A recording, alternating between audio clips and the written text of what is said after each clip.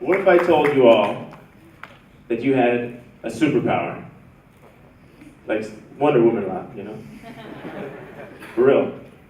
A superpower that at any moment you could calm your mind and transform any adversity that you're currently facing, whether it be in life or in work, into your next big opportunity. You see, in my experience, I found that a calm mind is a receptive mind. And a receptive mind is an open mind. And an open mind is a creative mind, a mind that is able to not be reactive, but responsive. In 2010, I was a fresh graduate, and I managed to land a job with the Obama administration. Yay, right? It was at the United States Department of Energy, and the environment was challenging. Everything was super fast-paced, and I was working with some of the best engineers, scientists in the world. You know, it was an honor working alongside these folks. But at the same time, I had this syndrome. Maybe you've heard of it. It's called imposter syndrome.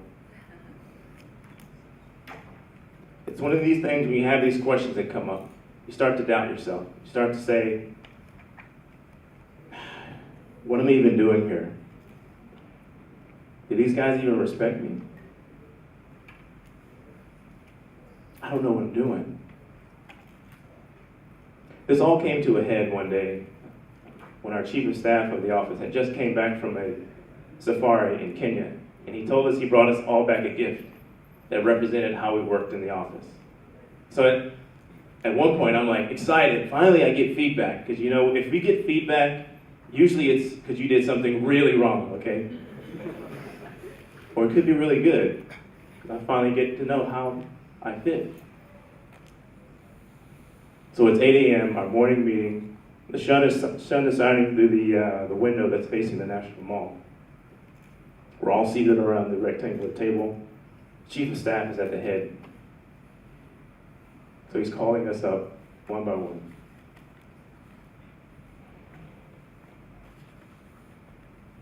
He calls up the budget advisor first. The budget advisor is standing next to him, and he says, "Here's an ox." He gives him a wooden statue of an ox. "Because you are strong and dependable and able to carry your weight and the weight of everyone else in this office." Gives him the ox, he goes and sits down. He then calls up the deputy chief of staff. He comes up, hands him a giraffe. "You get the giraffe because you're able to stick your neck out for everyone and see above the fray." So he's doing this. My heart is pounding. I have that syndrome, you know. Maybe those questions will be validated, or maybe I'll finally be the one that he sees as doing something here. So he calls me up, the last one. As I'm stepping next to him, he reaches down into his left pocket and pulls out a wooden figure about this big and sets it on the table. He immediately falls over and picks it up and hands it in my direction. And he says, "Axel, this is for you. An ostrich. Because you think you can fly, but you never will."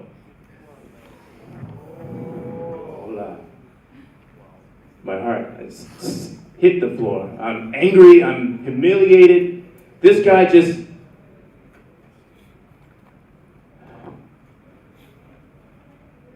And to make matters worse, I had to take this thing and put it on my desk like everyone else.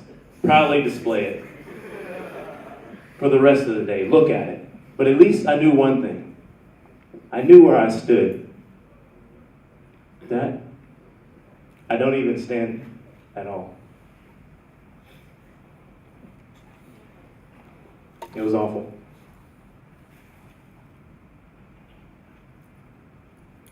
You might be, this is the point where I stood up and ran to his office and gave him that letter of resignation.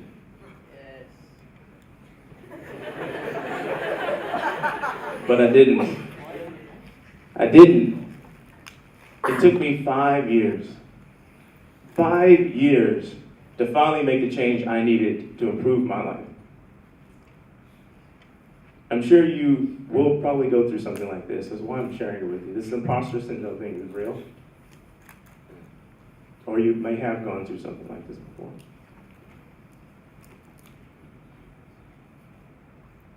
When I finally resigned in February 2015, I went on an 18-month research sabbatical where I got to explore the question, how can I generate happiness for myself and reduce my own suffering so that I can do the same for others? You know, I learned a lot on this journey, but the main thing that I learned was that happiness is a choice. Happiness is a choice. This has been proven. And I stumbled upon a research study by an American psychologist out of Berkeley. She basically found that outside of our genetics, the next biggest influence on our overall perception of happiness is the choices we make. The choices we make. And if the choices we make bring us happiness, to me, choice equals power. Okay? Choice means power, and power means creativity, creation. If you are able to be empowered, you're able to create the future you want.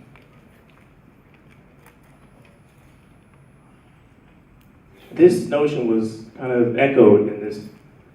You might not have heard this guy before, but he's a well-known neurologist and Holocaust survivor. He says that between a stimulus, something that's causing you trouble, and the response that you have, there's this space in the middle.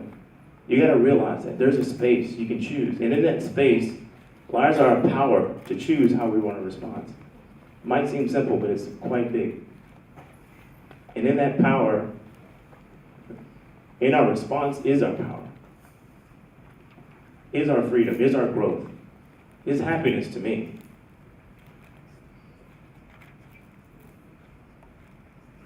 So that got me thinking,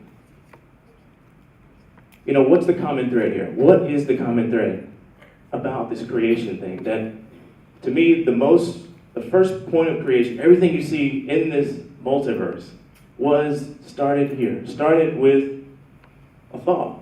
That's the first unit of creation. Don't take my word for it. New breakthroughs in the fields of neurocardiology, the heart and mind science, and neurogastroenterology are showing that the brain does not have a monopoly on thinking.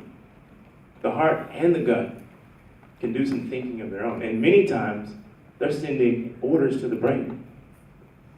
This research has been seen in countless number of books on emotional intelligence and positive psychology, specifically business-related books.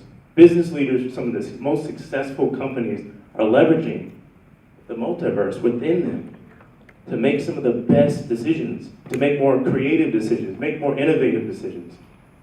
So if that's the case, how can everyone, how can the average employee, how can the average student leverage their inner multiverse as well to get out of their adverse situation? Luckily, there are lots of tools out there, but they're quite kind of dense, okay? And what we've done at Humaning is really kind of brought those tools into a simple framework. And we utilize some tools in experience design called an empathy map, and some basic principles of cognitive psychology as well. So enough about that. Y'all want to try it? You want to try some of these tools? Okay, let's try some. So this is a really simple tool called the empathy map. But before we do that, let's maybe get calm and relax in our chairs. You can put anything you have in your hands, you can put it in your lap or on the ground. And just let your weight sit in the chair. Let the chair take you. You can take a deep breath in, blow it out slow.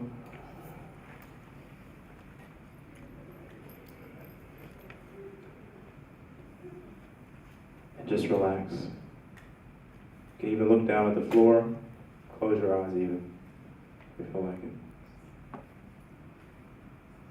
As you're relaxing, your eyes are closed, bring to mind in the last maybe 3 months, a challenging situation, whether that been at work with a colleague or something in life.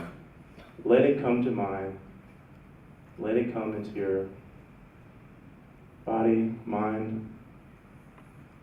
Continue to relax. If you have your eyes closed, continue to keep them closed. Now you want to pay attention to 5 different things. You want to take yourself out of that situation and go behind almost a video camera, as if you were looking at yourself in this challenging situation through a video camera. You're looking for a couple things. 1, what are you doing? What is the physical thing you're doing? Are you running? Are you shouting? Are you pushing something? What are you doing? Capture that. Next.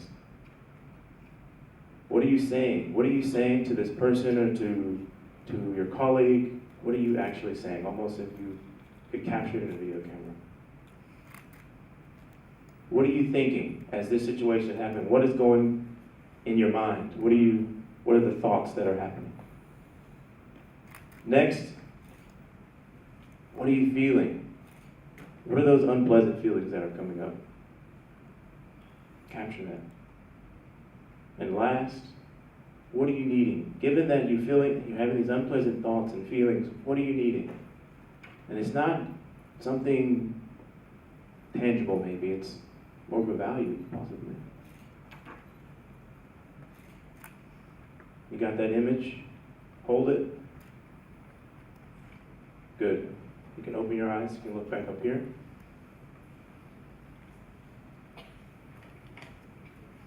Now, for example, what if I would have had an empathy mapping tool? And this is just training wheels. Sometimes you can use this just on the spot. What if I would have had a tool like this when I was called an ostrich? Would I have realized maybe that what I was doing was choosing to sit in the back of the room when the boss was telling me to come sit next to him? Would I have realized that, I was saying to my colleagues that, I don't know how to do this, or, this task seems impossible. Maybe I would have realized that I was thinking that I don't know what I'm doing. I'm telling myself that. I'm thinking I'm not experienced. I'm feeling anxious. I'm feeling maybe hesitant and just burnt out. And at the end of the day, what I need is support. I need clarity. And maybe some fun. Crying out loud, right? So coming back to you, if you were to use something like this, think about that situation you had and map out those things. Those are your centers of intelligence. This is where you're going to find that next creative solution. And I believe if you do this, this will lead to some sort of new approach to looking at your challenge. So what if you did this the next time you had something small like planning your day or firefighting a situation at work? What if you did this in partnership? You had something more than blame and judgment to communicate about. You had actual needs to say in the work. What if our organizations use this as a way to make their employee experience more engaging, more productive employees, more innovative employees? What would that look like? Imagine. And I challenge you today. Before the challenge, you must remember one thing. You can remember that. That will help you develop the feelings. That's probably the most important part of the graph, is the feelings list. Okay? It's a really hard thing to do. I find people struggle with that, and also the needs. Okay? But again, the thing, if you're going to take away anything today, is remember that calm mind that you have leads to a receptivity. Okay? That receptivity will lead to openness, and that openness will lead to creativity. And that's what you need to get out of that situation. So it comes back to you. Please choose to use that superpower of choice to choose calmness and open yourself to that inner creative intelligence that you have. Thank you.